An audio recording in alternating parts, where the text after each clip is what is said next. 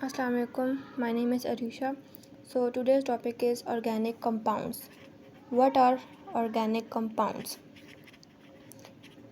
Carbon containing compounds are called organic compounds. वो compounds जिनमें carbon present हो उसको हम कहते हैं कि ये ऑर्गेनिक कंपाउंड्स हैं।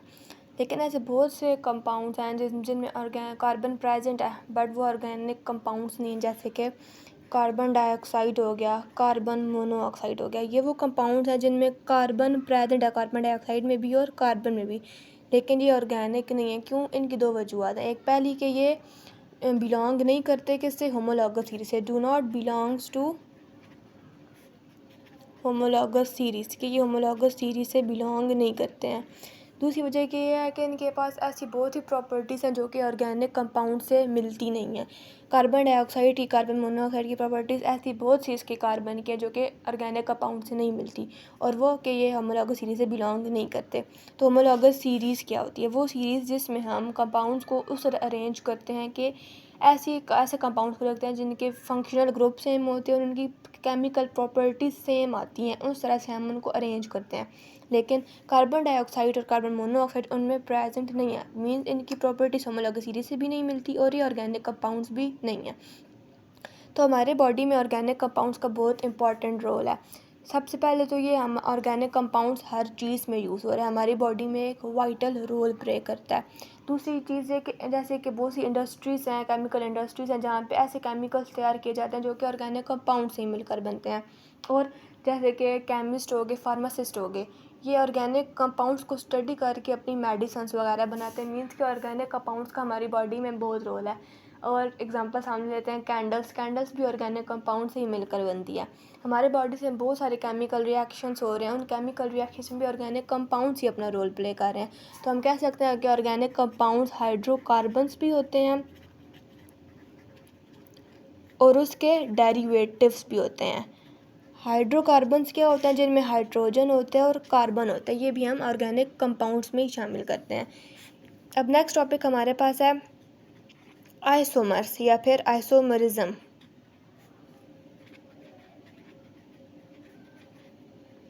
आइसोमर्स क्या होते हैं? आइसोमर्स वो होते हैं जिनका मॉलिक्यूलर फार्मूला सेम होता है, having same molecular formula but different structural formula. Molecular formula same है लेकिन उनका जो स्ट्रक्चरल फार्मूला होता है वो डिफरेंट होता है। स्ट्रक्चरल फार्मूला से क्या मतलब? स्ट्रक्चरल फार्मूला मीन्स कि इनमें एटम्स की जो अरेंजमेंट होती है वो डिफरेंट होती है। अरेंजमेंट ऑफ एटम्स जहाँ पे डिफरेंट आ जाता है, इसको हम कहते हैं कि ये आइसोमर्स है। तो इसका हम कह सकते हैं कि पूरे फिनोमेना को हम आइसोमरिज्म कहते हैं। हम एग्जांपल से पढ़ लेते हैं कि आइसोमर्स या आइसोमरिज्म क्या होते हैं। जैसे कि हम एग्जांपल ले लेते हैं ब्यूटेन की। ब्यूटेन में क्या होता है? C4 होता है और H10 होता है। ये हमारे पास आ जाती है ब्यूटेन। अगर हम इसका स्ट्रक्चर ड्रा करें तो इसमें 4 कार्बन्स आ जाएंगे और 10 हमने हाइड्रोजन कंप्लीट करने हैं। तो ये 3 4 5 6 7 8 9 10 ये हमारे पास कंप्लीट हो गया। तो उसको हम नाम दे देंगे ये N ब्यूटेन है। इसका एक आइसोमर एक और होता है जिसको हम आइसोब्यूटेन कहते हैं।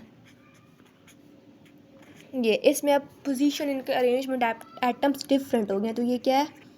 आइसोब्यूटेन।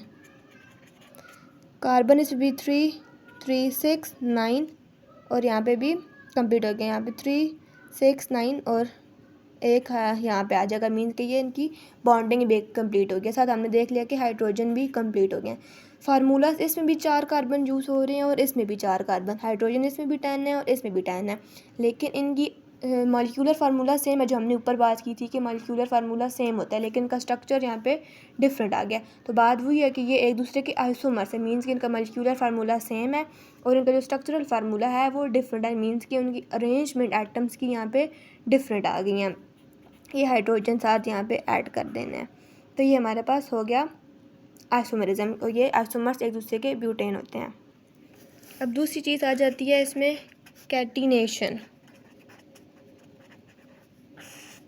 कैटिनेशन क्या होता है?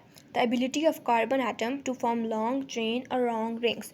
कि कार्बन एटम की एबिलिटी होती है कि वो लॉन्ग चेन्स भी बनाती है और वो लॉन्ग रिंग्स भी बनाती है। जैसे केमिस्ट की भी एग्जांपल ले लेते हैं, हम हेक्सेन ले लेते हैं, एन हेक्सेन। तो एन हेक्सेन में 6 कार्बन्स होंगे, 6 कार्बन्स, हाइड्रोजन, साथ हमने इनमें बॉन्डिंग कंप्लीट कर ली। तो ये हमने सिंपली बताना था कि कैटिनेशन क्या होता है। कैटिनेशन होती है कि कार्बन एटम की एबिलिटी है कि वो लॉन्ग चेन बनाए।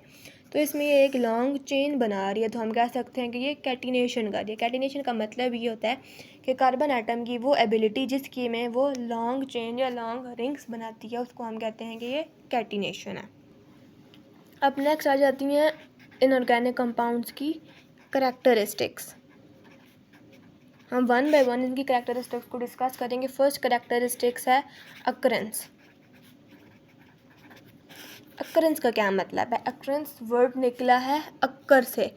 इस अक्कर का क्या मतलब है कि ऑर्गेनिक कंपाउंड कहाँ कहाँ पे पाए जाते हैं। एक तो हम ऑर्गेनिक कंपाउंड्स लिविंग थिंग्स से लेते हैं कि कहाँ से लेते हैं हम ऑर्गेनिक कंपाउंड्स को? लिविंग थिंग्स से। जब वो चीज़ें जो कि पहले लिविंग्स होती थी, मीन्स हर ऑर्गेनिक कंपाउंड एक किसी लिविंग थिंग ही से मिलकर बन रहा है, या वो चीज़ें जो कि पहले लिविंग थी और अब वो डेड हैं, तो उन डेड से हमने लिविंग को अलग करके ऑर्गेनिक कंपाउंड्स को क्लासीफाई कर दिया। नेक्स्ट आ जाती है उसकी नेचर। उसकी नेचर क्या है? कोवेलेंट नेचर है। कोवेलेंट नेचर का क्या मतलब कि ऑर्गेनिक कंपाउंड्स कोवेलेंट बॉन्डिंग बना सकते हैं। ऑर्गेनिक कंपाउंड्स कोवेलेंट होते हैं, वो उस कोवेलेंट में पोलर भी हो सकते हैं और नॉन पोलर भी। कुछ पोलर होंगे और कुछ नॉन पोलर होंगे। तो ऑर्गेनिक कंपाउंड की नेचर क्या है कि वो कोवेलेंट इन नेचर है, मीन्स कि वो कोवेलेंट बॉन्ड बना सकते हैं, और पोलर जो होते हैं और वो नॉन पोलर। अब कोवेलेंट क्या होता है? कोवेलेंट बॉन्डिंग क्या होती है? जो कि म्यूचुअल शेयरिंग से बनती है। जब दो एटम्स की म्यूचुअल शेयरिंग से होती है तो वो कोवेलेंट बॉन्ड बनाता है। तो ऑर्गेनिक कंपाउंड्स की नेचर क्या है? कोवेलेंट है। Third point, composition. कंपोजिशन का क्या मतलब है? वो किस चीज़ से मिलकर बने। ऐसे बहुत से ऑर्गेनिक कंपाउंड है जो कार्बन से, हमने पीछे बात की कि वो कंपाउंड जो कि कार्बन से मिलकर बने होते हैं उनको ऑर्गेनिक कंपाउंड्स कहते हैं। तो कार्बन भी इसमें मेन कॉन्स्टिट्यूटेंट है ऑर्गेनिक कंपाउंड से। मीन के बहुत से ऑर्गेनिक कंपाउंड कार्बन से मिलकर बने हैं और उनमें हाइड्रोजन भी प्रेजेंट होता है, और बहुत से माइनर एलिमेंट जैसे ऑक्सीजन, नाइट्रोजन, सल्फर, ये तमाम इनमें आ जाते हैं कि इनकी कंपोजिशन ऑर्गेनिक कंपाउंड्स की हुई है। फिर नेक्स्ट कैरेक्टरिस्टिक्स है कि इनका melting point and boiling point. Organic compounds जो होते हैं वो नेचर में वॉलाटाइल होते हैं, तो इसका मतलब है कि इनके मेल्टिंग बॉइलिंग पॉइंट लो होते हैं। बहुत सारे ऑर्गेनिक कंपाउंड्स के मेल्टिंग और बॉइलिंग पॉइंट लो होते हैं और लो ही टेम्परेचर पे वो रिएक्शन करते हैं, लेकिन ऐसे बहुत से ऑर्गेनिक कंपाउंड्स हैं जिनको हाई टेम्परेचर चाहिए होता है रिएक्शन करने के लिए। Fifth, solubility. सॉल्युबिलिटी का क्या मतलब है? वो सॉल्युबल किस्म होते हैं। सॉल्युबल से वर्ड निकला है। ऑर्गेनिक कंपाउंड्स नेचर में क्या होते हैं? हमने ऊपर अभी बात की कि organic compounds non polar in nature होते हैं, तो ये डिज़ोल्व भी नॉन पोलर में ही होंगे। पोलर पोलर में डिज़ोल्व होगा और नॉन पोलर में डिज़ोल्व होगा। मीन्स के जैसे रूल हमने पढ़ा लाइक डिज़ोल्व लाइक, के पोलर में डिज़ोल्व होता है और नॉन पोलर में। ऑर्गेनिक कंपाउंड्स अब वाटर में हम उनको डिज़ोल्व नहीं कर सकते, क्यों? क्योंकि वाटर पोलर है। बहुत ऑर्गेनिक कंपाउंड वाटर में डिज़ोल्व नहीं होती क्योंकि ऑर्गेनिक कंपाउंड्स नॉन पोलर हैं और वाटर पोलर है। तो ऑर्गेनिक कंपाउंड ऑर्गेनिक सॉल्वेंट्स में डिज़ोल्व होंगे। किस में डिज़ोल्व होंगे? ऑर्गेनिक सॉल्वेंट्स में। ऑर्गेनिक सॉल्वेंट्स में क्या आ जाता है? अल्कोहल आ गया, ईथर आ गया, इथाइल अल्कोहल आ गया। मीन्स कि ये सारे ऑर्गेनिक सॉल्वेंट्स हैं जिनमें ये डिज़ोल्व हो रहा है। तो उसका मतलब है कि ऑर्गेनिक कंपाउंड ऑर्गेनिक सॉल्वेंट्स में डिज़ोल्व होंगे, किसी पोलर में नहीं होंगे। क्यों? क्योंकि ये खुद ही नॉन पोलर हैं। नेक्स्ट है होमोलॉगी। होमोलॉगी का क्या मतलब है कि ऑर्गेनिक कंपाउंड्स के आपस में क्लोज रिलेशनशिप है। बहुत सारे ऑर्गेनिक कंपाउंड है जिनका आपस में रिलेशनशिप बिल्कुल क्लोज है। वो इनको जब हम इकट्ठा करते हैं, इनकी हम जो सिंथेसिस वगैरह करते हैं कि मतलब हम बात कर सकते हैं कि ये इनका आपस में क्लोज रिलेशनशिप है। जैसे कि इनकी सिमिलरिटी बिहेवियर्स में आ जाए तो ऑर्गेनिक कंपाउंड्स की जो स्टडी, मिलियंस ऑफ स्टडी, ये ईजियर बना देते हैं जब हम इनको कंबाइन करते हैं। तो इसमें भी बात आ जाएगी होमोलॉगी से निकले होमोलॉगस सीरीज़, जो कि अभी पीछे हमने बात की थी कि होमोलॉगस सीरीज़ वो होती है जिनमें हम कंपाउंड्स को क्लासीफाई करते हैं उनकी सिमिलर केमिकल प्रॉपर्टी से। And the second one is functional group. वो कंपाउंड जिनके फंक्शनल ग्रुप और उनकी सिमिलर प्रॉपर्टीज हो उनको हम अलग सीरीज़ में रखते हैं, नेक्स्ट को नेक्स्ट में। तो ये होमोलॉगी भी होमोलॉगस सीरीज़ से निकला है, जो कि डिफ़र होता है by CH2 unit. CH2 unit से डिफ़र हो जाते हैं इनकी, हम अलग से उनको एक रो या सीरीज बना देते हैं जिसमें वो हम उनको अलग रखते हैं, क्योंकि इसमें वो प्रॉपर्टीज ही नहीं होती जो कि और ऑर्गेनिक कंपाउंड्स की, इस वजह से हम उनको एक अलग यूनिट में रख देते हैं। नेक्स्ट है रिएक्शन रेट। रिएक्शन रेट का क्या मतलब है कि जब ये रिएक्शन करते हैं तो इनका रेट क्या है। तो बहस पहली जो बात है कि ऑर्गेनिक कंपाउंड्स बहुत स्टेबल मोर नहीं होते, ये बहुत लेस स्टेबल होते हैं।